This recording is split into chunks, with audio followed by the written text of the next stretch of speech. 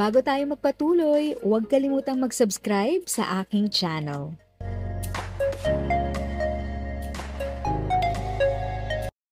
Thank you sa pag-click ng aking video. Good day po sa lahat ng mga nanonood. Sa mga bagong viewers at napadaan lang, by the way, I'm Tita Eda. Welcome to my channel.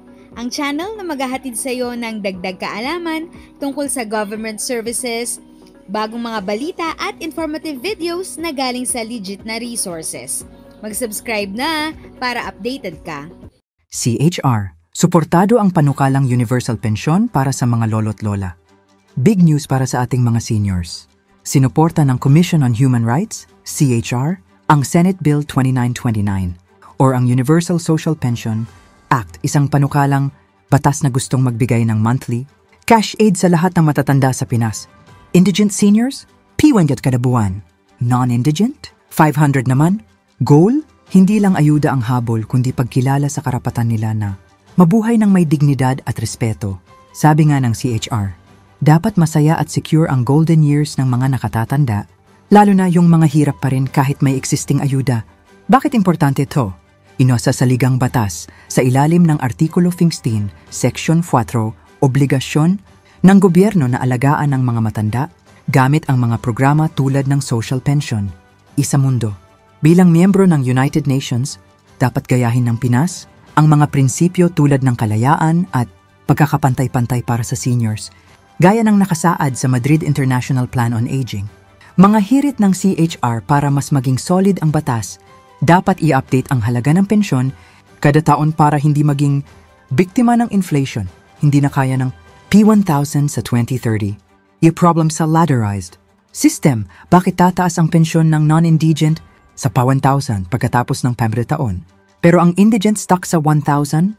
Sabi ng CHR, dapat mas malaki ang tulong sa mas nangangailangan, hindi dapat pantay-pantay. Pag may kahirapan na involved, sa ating mga senior citizens, kayo ang pundasyon ng pamilya at bayan. Dapat walang maiwan sa pag-unlad, lalo na kayong nagbuwis ng kabataan para sa ating lahat. Suportahan natin ang Universal Pension Bill para sa mga lolo at lola arno to senior poverty. CHR, kasama ang mga nakatatanda sa pag-abot ng mas matatag na bukas. PS, huwag kalimutan. Ang pagrespeto sa matatanda ay pagrespeto sa ating kultura.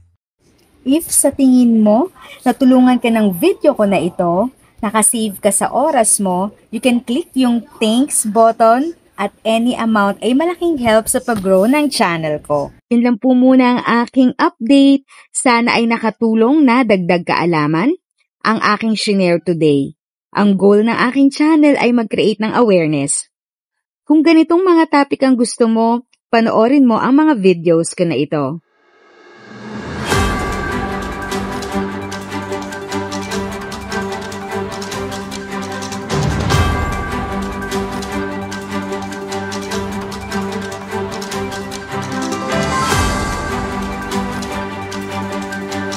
Thanks for watching! Kung may kapamilya, kaibigan o kakilala sa tingin mo ay magiging interesado sa video, please share or tag sila sa comment section.